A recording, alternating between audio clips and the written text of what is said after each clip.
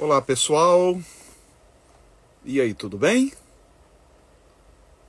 Meu boa noite a todas, todos e todes.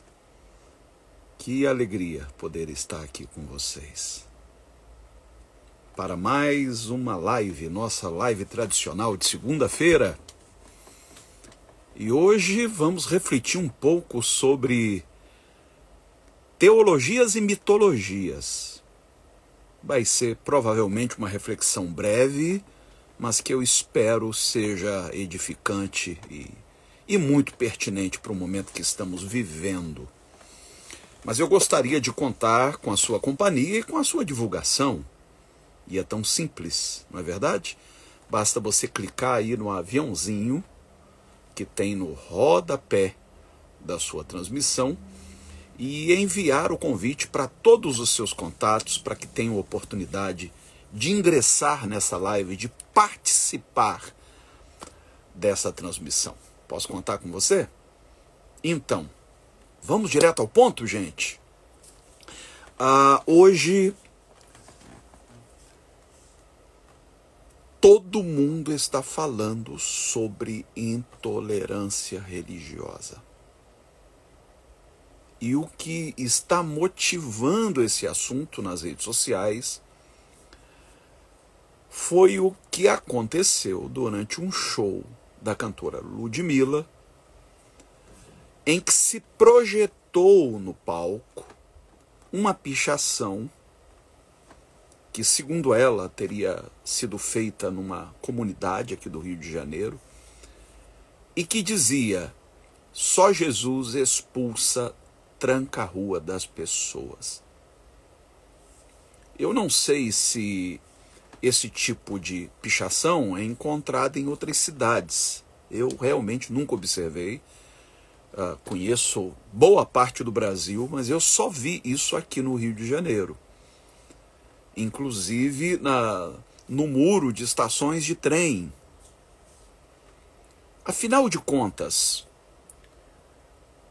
isso denota algum tipo de intolerância religiosa?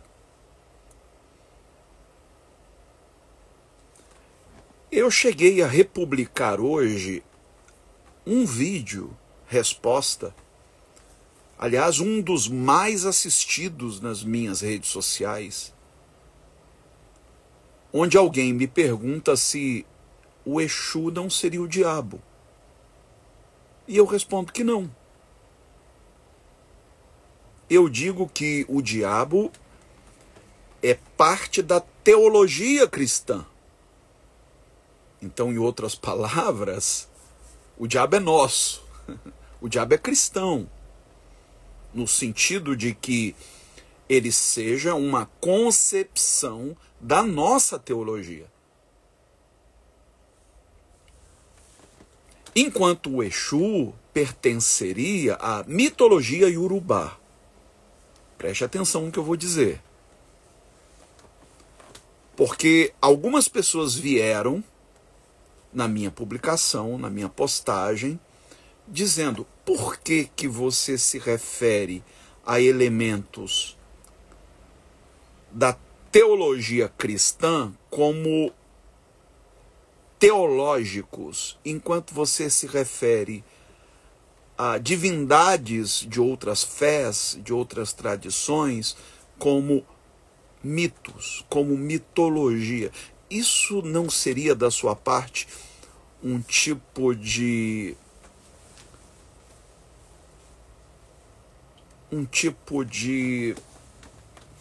me faltou aqui a palavra agora. Hoje eu estou com a mente um pouco cansada.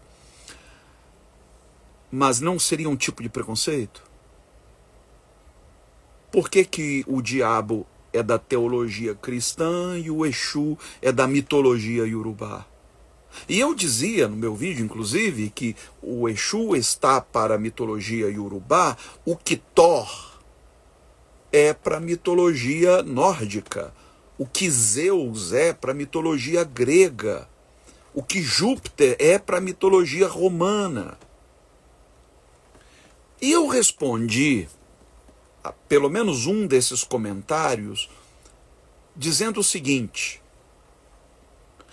Toda teologia tem os seus próprios mitos. E a teologia cristã não é exceção.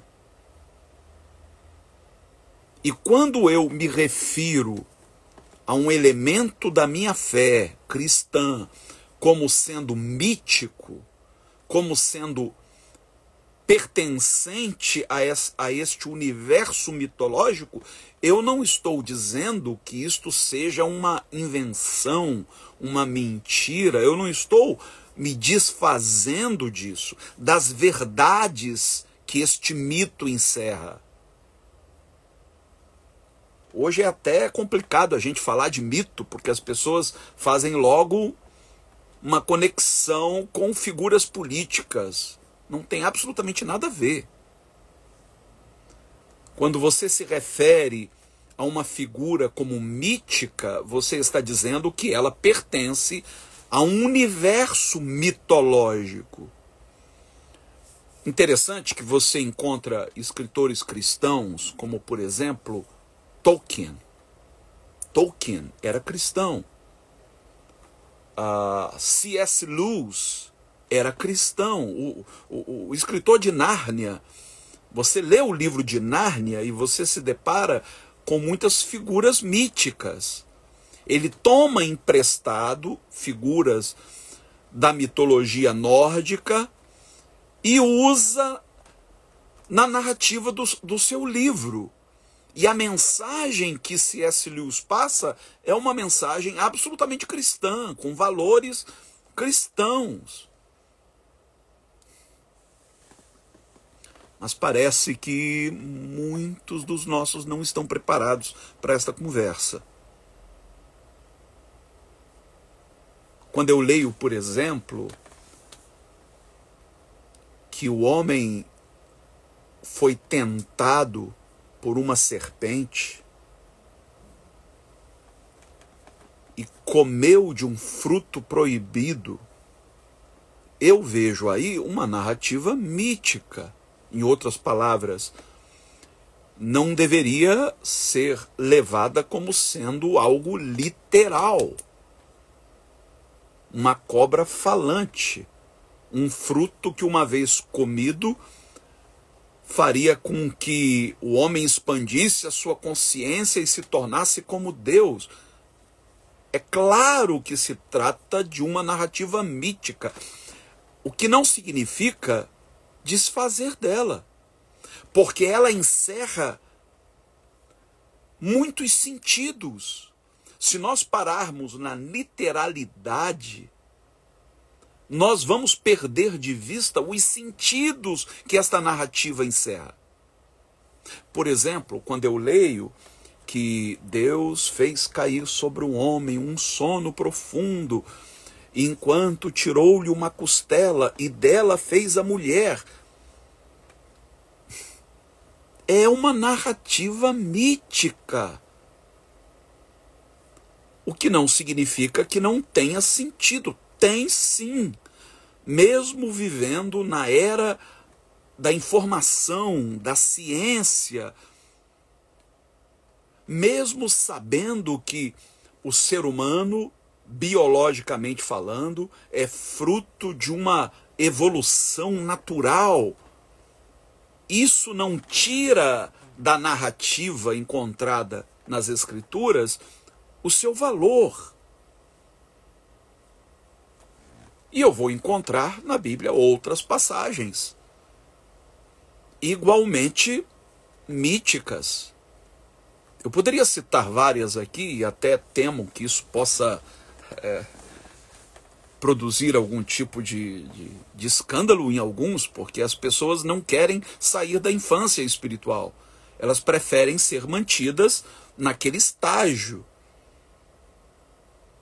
Como diz o escritor de Hebreus, elas não estão preparadas para um alimento sólido. E por isso elas se mantêm a vida inteira no beabá, no leite espiritual. Você vai, por exemplo, para o livro de Apocalipse, o que você encontra ali? Aquelas bestas que emergem do abismo, da terra, Você não acredita que aquilo seja literal. É óbvio que não. A Bíblia contém figuras de linguagem. A Bíblia contém parábolas. Jesus era mestre em contar parábolas, que são histórias fictícias, narrativas, que encerram sentidos mais profundos. Você encontra metáforas, eufemismos, quer dizer, você encontra arquétipos. Então a minha teologia, a teologia cristã, também está repleta de mitologia. Da mesma maneira, eu posso olhar para a mitologia iorubá e entender que ela fundamenta toda uma teologia. E eu devo respeito à teologia de qualquer que seja a natureza. Quando eu falo do hinduísmo, eu estou também falando de uma teologia que tem seus próprios mitos, envolvendo a criação, envolvendo uma série de coisas.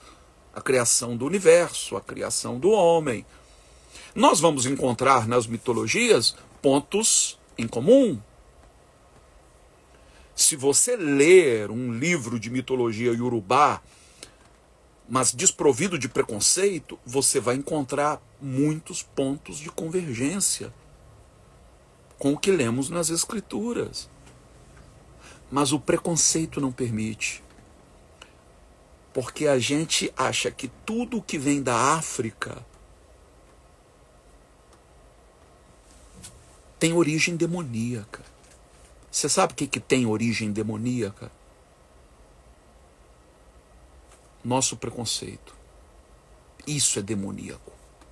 É o que há de pior na natureza humana. Por que que nós olhamos com tanto carinho as mitologias grega, nórdica, egípcia, e não olhamos com o mesmo respeito a teologia iorubá? Por que que a gente insiste em demonizar? Você consegue imaginar os discípulos de Jesus pichando os muros da Galileia com só Jesus expulsa, sei lá, Júpiter, Saturno, que não são só nome de planetas. Na verdade, os planetas foram batizados com esses nomes em honra aos deuses de um determinado panteão. E aí? Eu, por exemplo, tenho o nome de um deus grego. Para os romanos, era Mercúrio. Para os gregos, Hermes, o mensageiro de Zeus. E aí, devo mudar meu nome?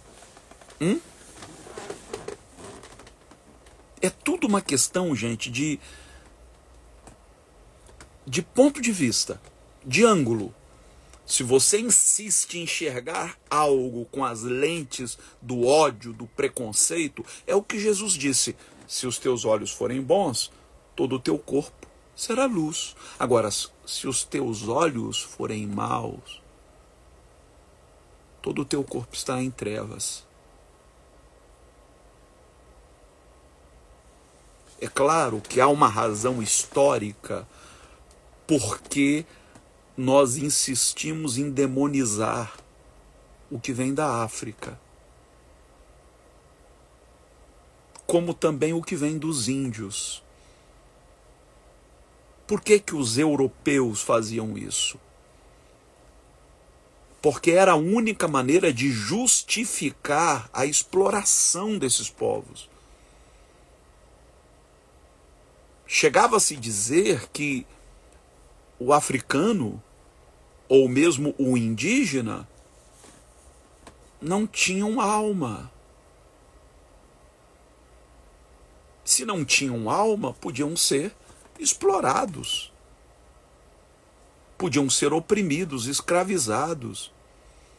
Então, se eles eram seres inferiores, então qualquer coisa que eles produzissem de cultura, de religião, deveria ser demonizado. Então, você desumaniza pessoas enquanto demoniza toda a sua produção cultural, espiritual.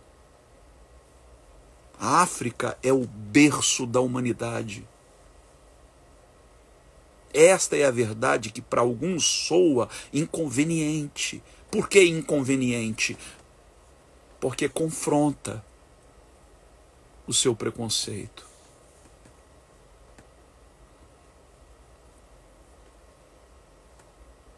Enquanto nós não descermos deste pedestal, desta presunção de superioridade, nós estaremos comprometendo a essência da mensagem do Evangelho, diluindo a mensagem do Evangelho em discurso de ódio, vacinando com isso as pessoas a verdade do Evangelho. Eu tenho a minha fé, eu não preciso negociá-la. Mas se eu quero o respeito de outros, o respeito daqueles que professam uma fé distinta da minha, eu tenho que respeitar a fé dele. O respeito tem que começar por mim.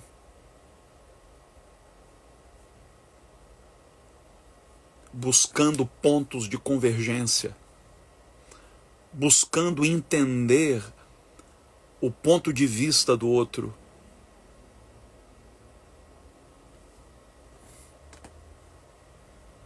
Veja o que acontece, por exemplo, com Daniel na Babilônia. Em momento algum, Daniel negociou a sua fé. Mas você não o vê atacando a fé dos babilônios, dos caldeus, dos assírios. Daniel jamais se prestou a isso. Você vê em José do Egito, que foi vendido como escravo pelos próprios irmãos, e que lá no Egito ascendeu a uma posição de destaque. Casou-se com a filha de um sacerdote egípcio. Em momento algum você vê José afrontando a fé dos egípcios. Jesus, ao nascer, quem são os primeiros a homenageá-lo? Não foram os sacerdotes judeus. Não foram adeptos de nenhuma fé abraâmica. Foram magos, astrólogos, seguidores de Zoroastro. Será que Maria rejeitou aqueles presentes por achar que poderiam estar consagrados a outras divindades? De maneira alguma. Jesus elogia a fé de um centurião romano. Já parou para pensar nisso? Jesus elogiando a fé de alguém que pertencia ao povo dominante, aos invasores. E Jesus diz: eu nunca encontrei tamanha fé, nem mesmo em Israel, nem em meu próprio povo. Ele era um centurião. Ele não professava a fé no Deus de Abraão. Ele servia ao panteão romano. Paulo, quando chega na cidade de Atenas, o berço da filosofia grega, e ele se depara com inúmeros cultos, com altares dedicados às mais diversas divindades, Paulo diz: eu vejo que vocês são muito religiosos. E entre os altares erigidos em Atenas, eu me deparei com uma plaquinha dizendo ao Deus desconhecido, e é em nome desta divindade que vocês servem sem conhecer, é que eu vim. Paulo não ataca a religiosidade dos atenienses. Já está mais do que na hora da gente romper com isso. Dentro da nossa visão, existem anjos e existem demônios, não é verdade? Os anjos a serviço de Deus e os demônios a serviço lá do coisa ruim. Isso é uma concepção da nossa fé, é a maneira como nós enxergamos.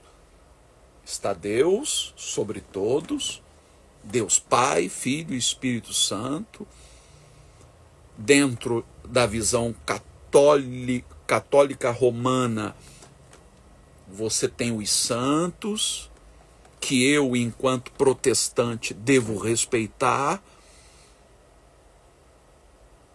Eu não posso admitir o que muitos protestantes fazem com referência a Maria, um total desrespeito à mãe do Senhor.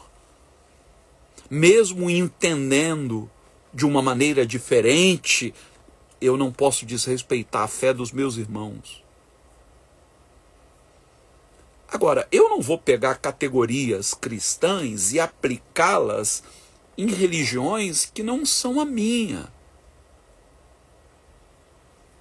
Eu não vou pegar entidades de outras tradições religiosas e identificá-las como os demônios da minha religião. Teve alguém que me mandou a seguinte pergunta: e o que você acha de quem está lá na Umbanda ou no Candomblé, que seja, fazendo trabalhos para o mal e tal? Veja, eu não me vejo em condição de criticar a religião dos outros.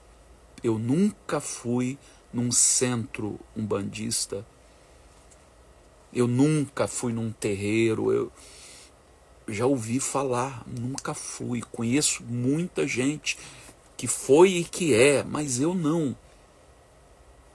Agora, se há alguém fazendo mal, recorrendo a entidades, a elementos daquela religião para fazer o mal, antes de fazer qualquer crítica, eu tenho que olhar para a minha própria religião e identificar práticas também nocivas. Ou você acha que não tem gente na religião cristã capaz de recorrer a Deus pedindo mal do seu semelhante? Oh, Deus, pesa a tua mão. Tem gente que pede até a morte. Tem gente que recorre à Bíblia, pega lá passagens bíblicas para dizer: aqui, Senhor, está escrito, cobra de Deus, reivindica de Deus com base em passagens. Está escrito aqui, Senhor, que os meus inimigos seriam destruídos, então eu exijo a destruição dos meus inimigos. Essa pessoa não está fazendo mal, só que recorrendo a elementos da fé cristã ou da tradição judaico-cristã. Como é que eu posso julgar um muçulmano? Como é que eu posso afirmar que todo muçulmano... Eu até receio usar alguma palavra aqui e o algoritmo identificar e acabar prejudicando o alcance da live. Mas você sabe onde é que eu quero chegar. Tantos muçulmanos, a segunda maior religião do mundo, e que estão acolhendo, que estão ajudando a desenvolver países que mais necessitam. Eu não posso simplesmente colocar uma pecha e dizer todo muçulmano é aquilo. Assim como você não pode dizer que todo cristão é um extremista de direita. Não é. Você vai encontrar gente muito boa em todas as fés, em todas as tradições. Você vai encontrar poesia, você vai encontrar sofisticação, você vai encontrar filosofia, você vai encontrar ciência em todas as tradições. Então eu não me vejo em condição de criticar o budismo, de criticar o islamismo, de criticar o kardecismo, de criticar o catolicismo. Se eu tiver que criticar, eu vou criticar a minha religião, porque eu sei onde é que nós temos errado. Porque nós falamos tanto de Jesus e não o imitamos. Vivemos uma espiritualidade completamente inversa daquela proposta pelo Cristo. É claro que eu discordo doutrinariamente de algumas visões de mundo, porque eu tenho a minha. Mas o discordar não me dá o respeito de desrespeitar. Entende o que eu quero dizer? Eu quero dizer a Ludmilla, a quem inclusive eu elogiei não faz muito tempo. Eu acredito de coração que não foi pretensão da Ludmilla atacar qualquer religiosidade, mesmo porque, se eu não me engano, ela é egressa de uma religião de matriz africana. Segundo ela, e eu estou disposto a acreditar no que ela diz, aquele vídeo seria parte de uma apresentação mostrando a realidade nas favelas.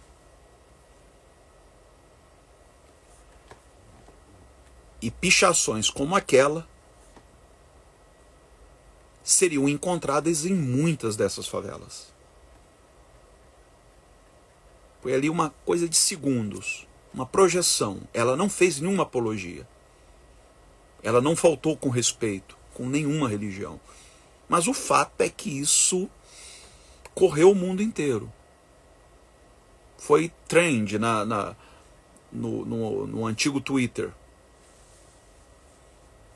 Todo mundo falando sobre intolerância. Pelo menos a isso serviu. Mas já houve até quem se dispusesse a acioná-la judicialmente. Eu sinceramente não acho que foi para tanto. Mas pelo menos fomentou a discussão. Nós precisamos crescer enquanto sociedade. Nós precisamos aprender a conviver com o diferente, a respeitar. Se em vez de só Jesus expulsa tranca-rua das pessoas, estivesse só Jesus expulsa demônios, que fosse, talvez fosse menos ofensivo, porque não estaria se chamando de demônio entidade alguma de outra tradição religiosa. Só o amor expulsa a intolerância do coração das pessoas. Só o amor. E o Jesus que eu conheço é amor. É o Jesus que acolhe. É o Jesus que ama incondicionalmente e nos conclama a fazer o mesmo.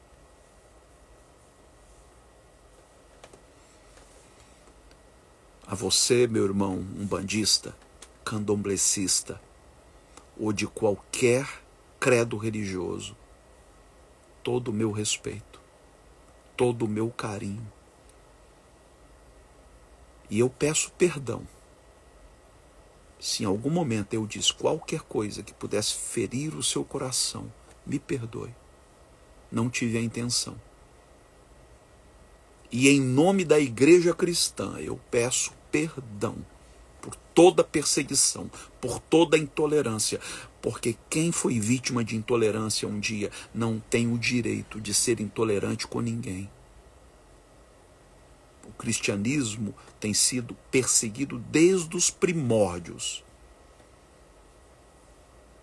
Não é justo que saiamos da condição de perseguidos para a condição de perseguidores. Nós somos indesculpáveis, porque sabemos o quanto dói. Bem, queridos, eu quero sugerir a leitura deste livro, Intolerância Zero. É um livro de 500 e poucas páginas, onde eu falo sobre as diversas faces da intolerância.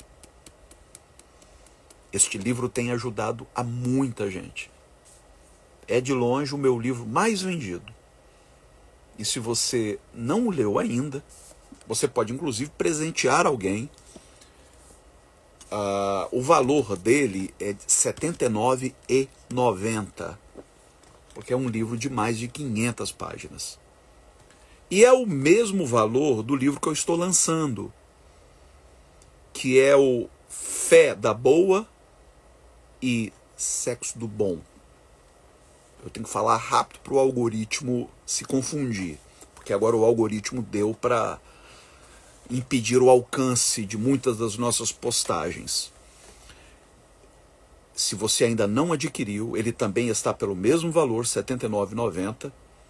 Tem 277 páginas, fruto de anos de pesquisa, de estudos, de clínica psicológica e gabinete pastoral. Não deixe de ler, não deixe de adquirir. E eu gostaria de finalizar o nosso encontro de hoje fazendo um apelo. Nós estamos na semana da distribuição das cestas básicas para as famílias assistidas pelo nosso projeto social. E, gente, você não imagina como está sendo difícil, porque toda vez que eu posto qualquer coisa relativa aos projetos sociais, a plataforma boicota. E as pessoas, não lendo o nosso apelo, não têm a oportunidade de atender. Com isso, há vários meses nós temos estado em déficit. A gente sempre tem que recorrer ao banco para poder dar continuidade ao nosso trabalho. E este mês não está sendo diferente. Nós estamos a 3 dias de encerrar a campanha, nós não conseguimos nem 20% do valor. É desesperador. Cada cesta básica custa em média R$ 150. Imagine assistir a centenas de famílias, todos os meses, através de várias frentes. Ainda apoiar o trabalho lá em Moçambique, com 62 meninas. Ainda apoiar o projeto Gramachinhos, que atende a 300 crianças todos os dias, com refeições, 3 refeições diárias. É um desafio que não tem tamanho. E nós só contamos com a mobilização dos nossos amigos. Por isso eu quero deixar aqui o meu apelo. Se você pode nos ajudar. Se você não pode ajudar com uma cesta, mas pode com meia cesta, com a terça parte de uma cesta, ou com quanto você puder. O quanto você puder. Você não imagina o quanto essa ajuda vai estar chegando na melhor hora. Porque nós só temos os próximos 3 dias pela frente e amanhã é feriado. Olha que loucura, amanhã é feriado. Então, se você pode nos ajudar hoje, agora, se possível, nos ajude. Basta você fazer a sua contribuição pelo Pix 21 99797 8135. 21 99797 8135. Toda ajuda é importante. importantíssima. Ou através do PayPal, de qualquer lugar do mundo, hermescfernandes@hotmail.com. hermescfernandes@hotmail.com. Aliás, adquirindo uma obra nossa, você também está apoiando o nosso ministério. Seja o Intolerância Zero, ou seja o novo livro sobre fé e sexo, você vai estar ajudando o nosso ministério. Basta enviar o valor do livro para o mesmo Pix. Mas, por favor, não arredonde. Coloque lá R$ 79,90 para identificarmos que é o valor do livro. E me envie o comprovante por este mesmo WhatsApp, que é o número do Pix, juntamente com o seu nome completo e endereço para entrega. Posso contar com você? Então, obrigado, de coração. O amor não pode parar. Nós vamos terminando por aqui. No domingo que vem, às 19 horas, eu estou de volta com o culto do Ninho da Fênix, contando com a sua companhia. Um beijo, Deus abençoe a todos. Não deixe de dar o seu like e fazer o seu comentário para que este vídeo chegue a muita gente. Um abraço.